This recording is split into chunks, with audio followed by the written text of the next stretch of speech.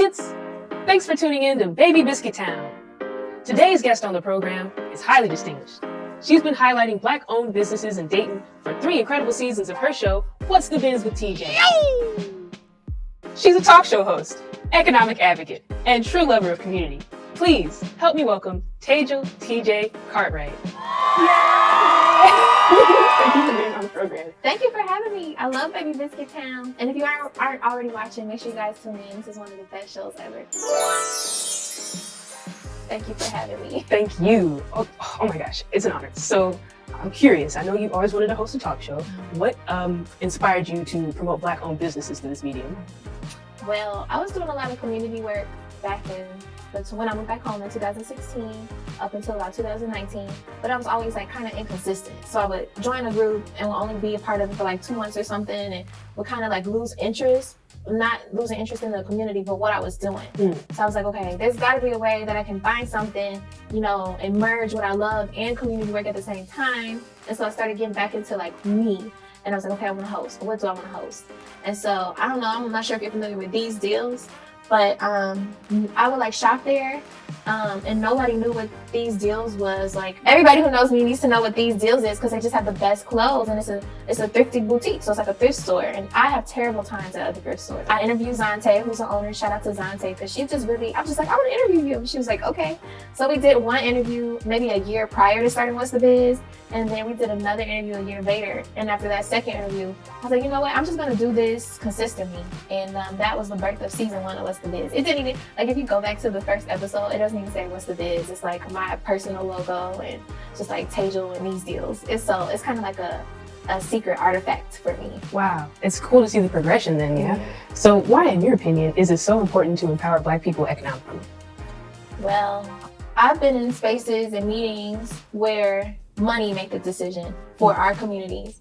And we don't get to make a lot of decisions for ourselves, for our children. That's where I started noticing there were a lot of people with a lot of money making decisions for Black and brown children who weren't Black and brown, and it was solely because they had money and power. Right. And so I started noticing that, and I'm like, no, like, our businesses, and we need to have people in power, you know, make decisions for us. And so it was like, let's support Black businesses so they can have things to say and have power in Dayton. And so that was important for me. Power and decision making come from money, and so we just have to keep the money in our community so that we can make the decisions for ourselves. Wow. What an inspiration. It is so important. I know for a time, supporting Black businesses became trendy in 2020. How can we keep the momentum going and support Black business for years to come?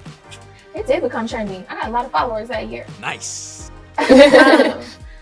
We can just support by just word of mouth, leaving reviews, telling Black businesses, you know, like how they can support us as customers. Because a lot of times before, I'm not sure if this happens, I don't hear about this happening a lot lately, but a Black business will make a mistake and it's like, oh, I'm done with that, you know, right. Instead of being like, hey, this is what's up, this is what happened, this is how I feel like you can improve probably.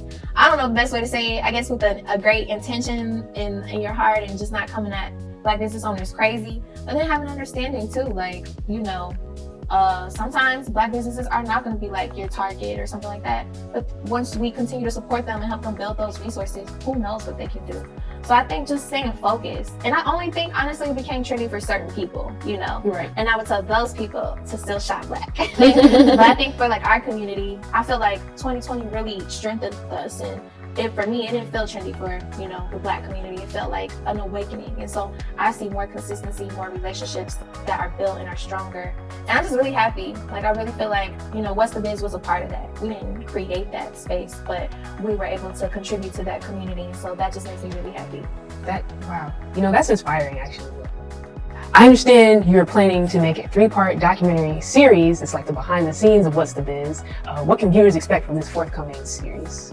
You know, this is an exclusive. I haven't told anybody this. Exclusive? It's an exclusive. They can expect to get to know my story. I feel like it's really important. And I always wanted to tell the story of What's the Biz. And I've just been hearing this quote in my head. I don't know if I heard it from somewhere.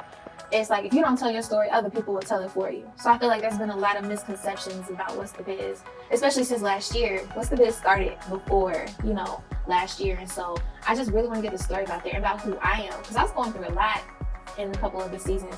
I really want to get that perspective. And I really want people to go back and watch the episodes and kind of like see what I'm talking about or like see if they can detect. I just always like when people put out stuff and then they're like, yeah, I was actually sick. Like Beyonce, she'll be like, I was actually battling through a stomach virus when I did. I'm like, what, girl? I can kind of tell right there. You look like you're about to throw up. So I don't know. I'm just excited to tell the story of What's the Biz. We've highlighted over 130 Black-owned businesses. Why not highlight us? Wow, that's a great statistic. 130. Wow. Okay. Well, Biscuits, stay tuned. We'll be right back with more from TJ